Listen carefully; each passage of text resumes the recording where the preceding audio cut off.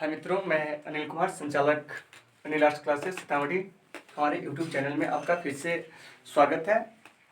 तो जैसा कि दोस्तों पिछले 2 वीडियो में हमने विजयनगर साम्राज्य से संबंधित कुछ टॉपिकों को क्लियर किए थे और आज का जो हमारा टॉपिक है उसमें आपको सबसे पहले जानेंगे हम सालू वंश के बारे में। ठीक है, सालू वंश हो गया, उसके बाद जानेंगे तुलु वंश के बारे में और फिर जानेंगे आर्यवीडु वंश के बारे में। क्या, क्योंकि पिछले वीडियो में हम संगम वंश और विजयनगर साम्राज्य से संबंधित जो मौलिक बातें थी उसको हम पार्ट 1 वीडियो जो था हमारा उसमें हम जान चुके थे। ठीक है, तो आज का जो हमारा ये वीडियो होगा वो पार्ट 3 होगा विजयनगर साम्राज्य से संबंधित। ठीक है, तो आइए हम सबसे पहले बात करेंगे कि विजयनगर साम्राज्य था क्या। हल्का सा रिकॉल कर लेते हैं।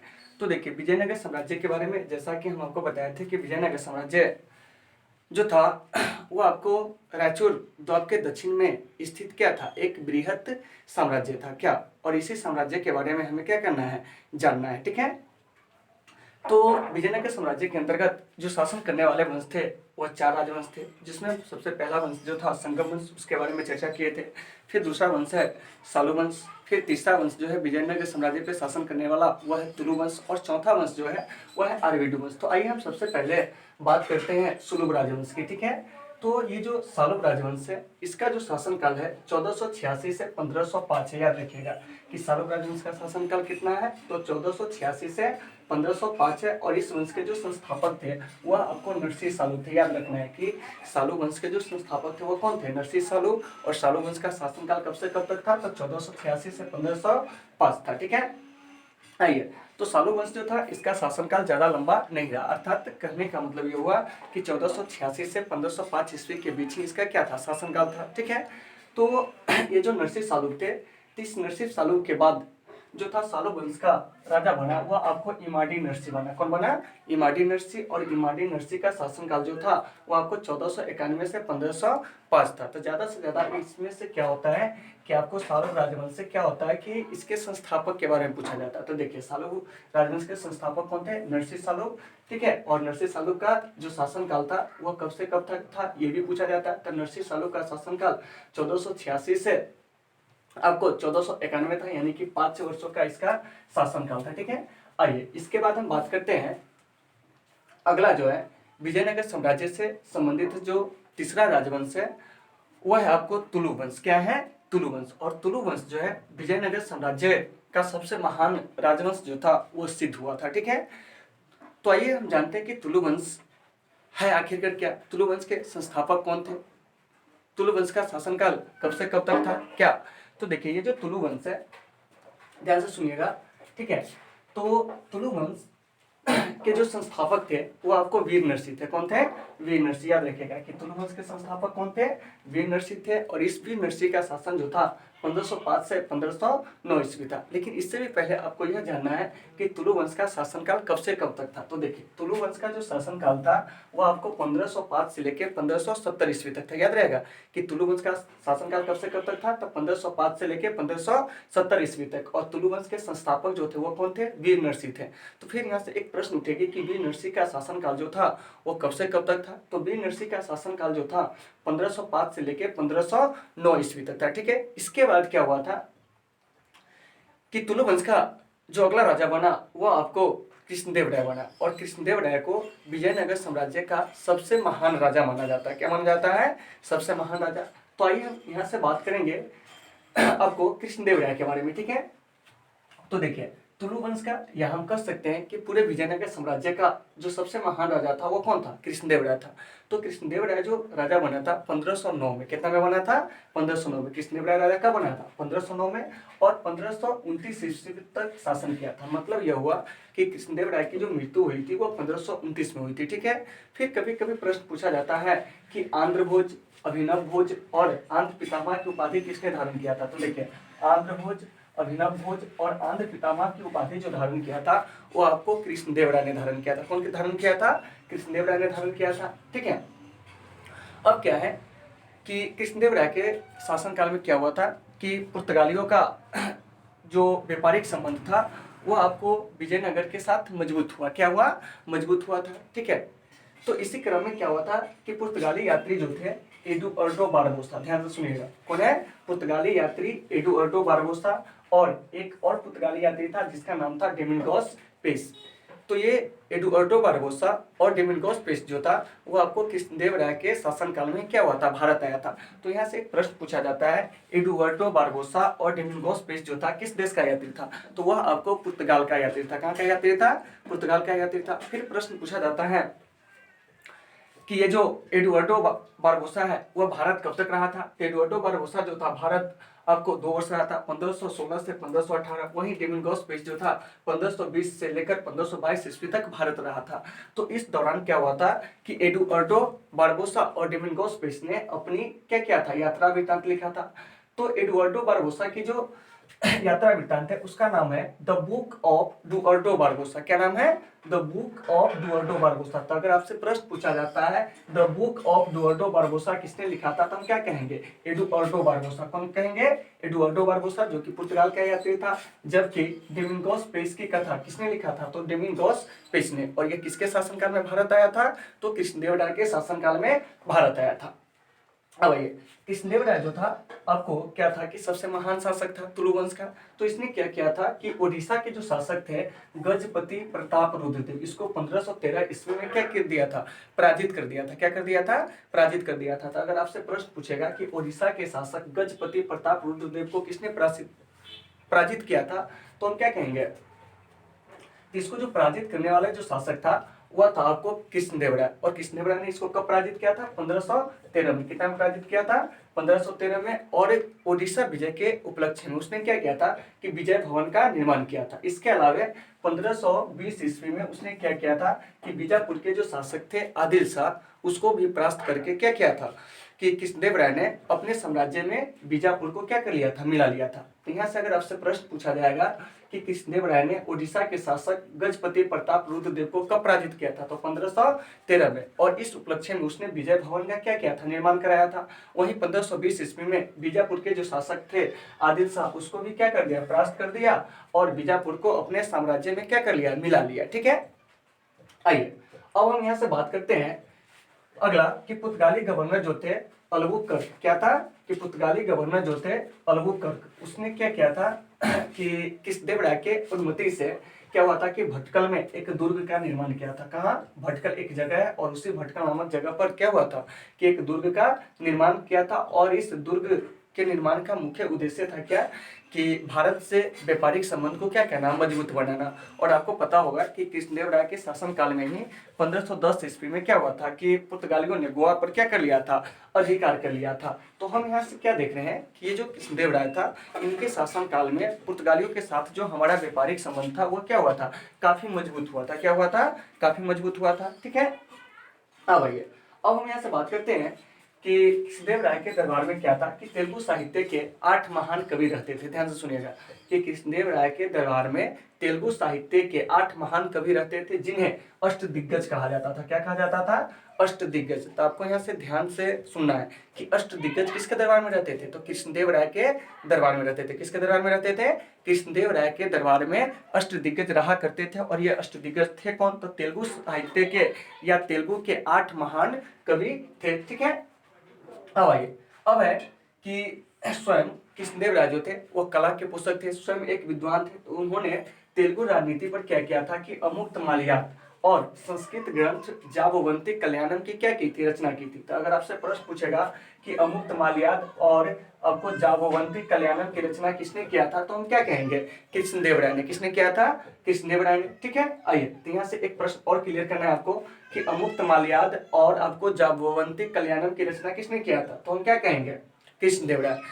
अष्टदिग्गज किसके दरबार में रहते थे, तो कृष्णदेवराय के दरबार में रहते थे। पुर्तगाली गवर्नर अलबुकर्क जो थे वो किसके अनुमति से भटकल में दुर्ग का निर्माण किया था, तो कृष्णदेवराय की अनुमति से। आइए इसके अलावा कृष्णदेवराय जो थे वो आपको क्या थे कि एक अच्छे शासक थे और उन्होंने जन कल्याण हेतु क्या किया था कि तालाब व नहरों का निर्माण कराया था। किसका निर्माण किया गया था कि कृष्णदेवराय जो थे उन्होंने जन कल्याण के लिए क्या किया था कि तालाब व नहरों का निर्माण कराया था और विवाह जैसे जो अलोकप्रिय कर है उसको समाप्त कर दिया था। यानी कि कृष्णदेवराय के राजा बनने से पूर्व क्या होता था कि विजयनगर साम्राज्य में लोग जब विवाह करते थे तो उसके बदले में उन्हें कर देना पड़ता था। लेकिन बाद में क्या हुआ कि जब कृष्णदेवराय राजा बना तो उन्होंने क्या किया कि विवाह जैसे जो अलोकप्रिय कर थे उसको भी समाप्त कर दिया।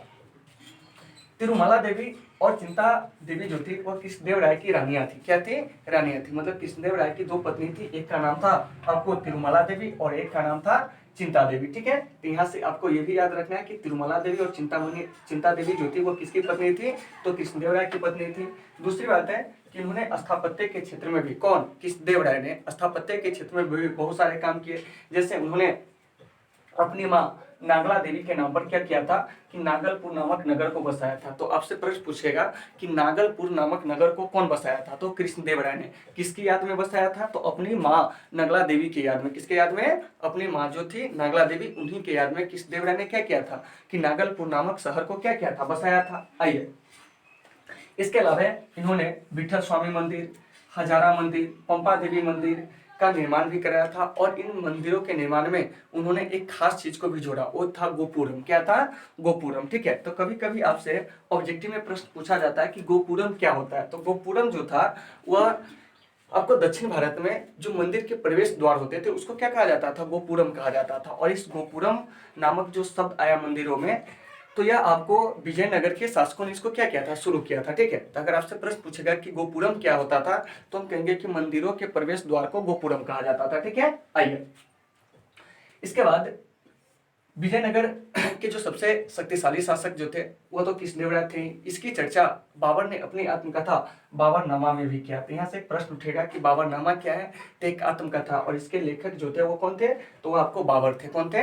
बाबर थे। तो बाबर ने अपनी आत्मकथा बाबरनामा में कृष्णदेवराय को भारत का सबसे शक्तिशाली शासक बताया था। क्या बताया था? सबसे शक्तिशाली शासक बताया था। दूसरी बात यह भी थी कि बाबर ने विजयनगर साम्राज्य को एक वैभव साम्राज्य भी बताया था। क्या बताया था? एक वैभव साम्राज्य भी बताया था। ठीक है, आइए, दूसरी बात है कि कृष्णदेवराय के शासनकाल में क्या हुआ था कि तेलुगु साहित्य का काफी ज्यादा विकास हुआ था। इसीलिए कृष्णदेवराय के शासनकाल को तेलुगु साहित्य का क्लासिक युग या स्वर्ण काल भी कहा जाता था। अगर आपसे प्रश्न पूछेगा कि तेलुगु साहित्य का स्वर्ण काल जो है वो किसके शासनकाल को कहा जाता है? तो कृष्णदेवराय के शासनकाल के।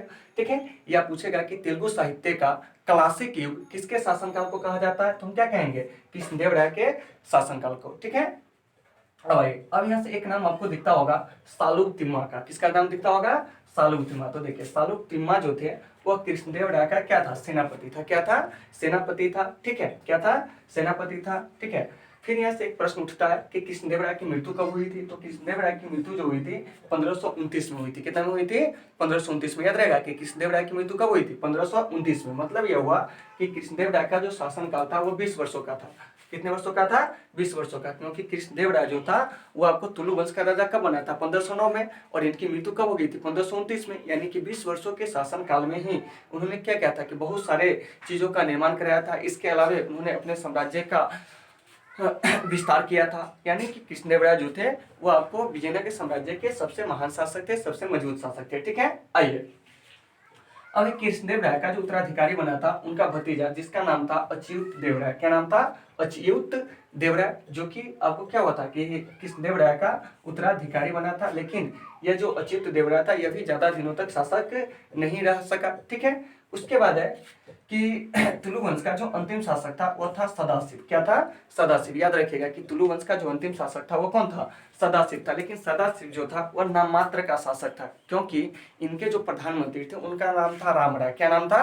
राम राय। यहाँ से एक प्रश्न पूछेगा कि सदाशिव राय के जो प्रधानमंत्री थे उसका नाम क्या था? राम राय। तो राज्य की जो भी वास्तविक शक्ति थी वो किसके हाथों में केंद्रित था? तो राम राय के हाथों में केंद्रित था। किसके हाथों में केंद्रित था?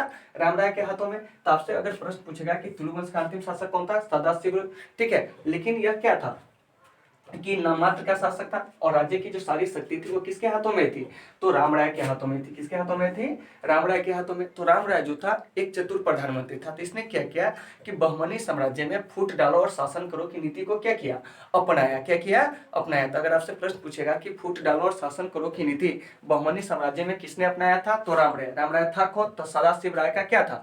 प्रधानमंत्री था। ठीक है, आइए, लेकिन क्या हुआ था कि ये जो सदाशिव राव के जो प्रधानमंत्री थे राम राय, उनको अपनी करनी की सजा भुगतनी भी पड़ी थी। जब क्या हुआ था कि बहमनी के राजाओं को पता हुआ कि राम राय जो है हमारे साम्राज्य को तोड़ने का क्या किया है? प्रयास किया है। तो ऐसे में क्या हुआ था कि ये जो बहमनी के जो शासक थे, ठीक है, उसने संयुक्त रूप से क्या किया था कि राम राय के विरुद्ध एक युद्ध का ऐलान कर दिया, और वह युद्ध था आपको तालीकोटा, या इसी का नाम है राक्षसतंडी या है बनहट्टी। तो यह युद्ध जो हुआ था 23 जनवरी 1565 को। तो इस युद्ध में क्या हुआ था कि विजयनगर का तो प्रतिनिधित्व किया था राम राय। कौन किया था? राम राय। जबकि बहमनी का प्रतिनिधित्व जो किया था वो आपको कौन किया था? गोलकुंडा के शासकों ने, अहमदनगर के शासकों ने, बीजापुर के शासकों ने और विदर्भ के शासकों ने, यानी कि इन 4 जगह के शासकों ने संयुक्त रूप से मिलकर क्या हुआ था कि आपको तालीकोटा के युद्ध में क्या हुआ था कि विजयनगर के जो शासक थे सदाशिवराव, उनके प्रधानमंत्री राम राय के खिलाफ एक युद्ध छेड़ दिया और इसमें संयुक्त रूप से लड़ा। अंततः क्या हुआ कि विजयनगर साम्राज्य की जो वैभवता थी उस वैभवता का अंत आपको क्या हो गया कि तालीकोटा के युद्ध के द्वारा हो गया। मतलब यह हुआ कि तालीकोटा का युद्ध जो था विजयनगर और बहमनी के शासकों के बीच हुआ था, और इसी युद्ध से क्या हुआ था कि विजयनगर साम्राज्य की वैभवता का अंत हो गया। और यहाँ तक कि इस युद्ध का जो नेतृत्व किया था अली आदिल शाह ने किया था। कौन किया था? अली आदिल शाह ने किया था। ठीक है, लेकिन क्या हुआ था कि इस युद्ध के बाद या इस युद्ध में ही या युद्ध के दौरान क्या हुआ था कि राम राय के सर को काट दिया गया। क्या कर दिया गया? सर को काट दिया गया, और इसको भाले में लटका कर क्या हुआ था कि संपूर्ण विजयनगर में इसको क्या किया गया था? घुमाया गया था।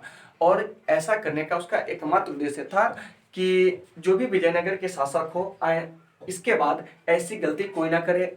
ऐसा सबक सिखाने के लिए क्या हुआ था कि राम राय के गला को काटकर संपूर्ण विजयनगर में क्या हुआ था कि भाले पर उसको घुमाया गया था। ठीक है, आइए, तो यहां से क्या हुआ कि आपको ये जो तुलु वंश था, इस तुलु वंश का अंत हो गया। तब क्या हुआ था कि सदाशिवराव ने क्या किया था कि आपको तिरुमाल के सहायता से, किसके सहायता से?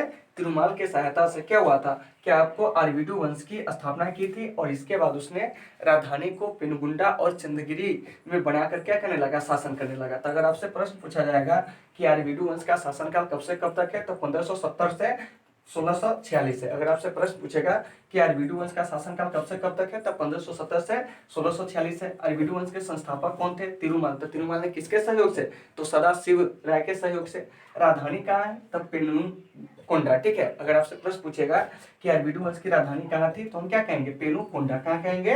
पेनुकोंडा। ठीक है, विजयनगर साम्राज्य का जो अंतिम शासक था वो कौन था? तो रंग तृतीय था। क्या था?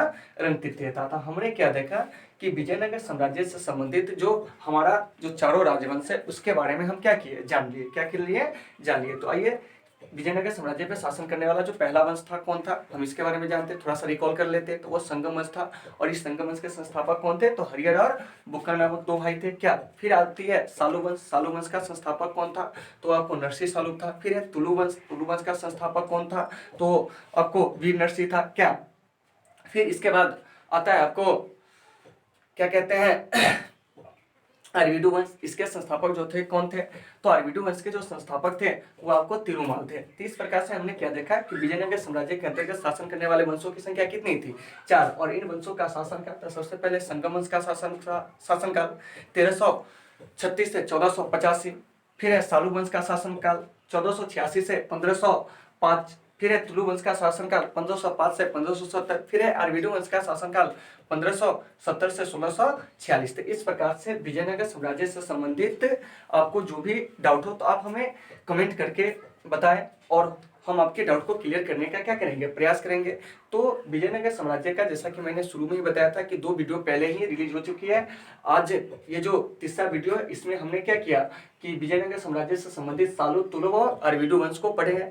तो मुझे उम्मीद है कि आपको ये टॉपिक समझ में आ गई होगी। अगर नहीं आई होगी तो आप हमें कमेंट करके बताएंगे, हम आपकी समस्या का समाधान करने का प्रयास करेंगे। तो आज का ये टॉपिक यहीं तक रहेगी, यहीं पे हम विराम देते हैं। जब तक के लिए आप सबों से शुभ विदा। Take care all of you.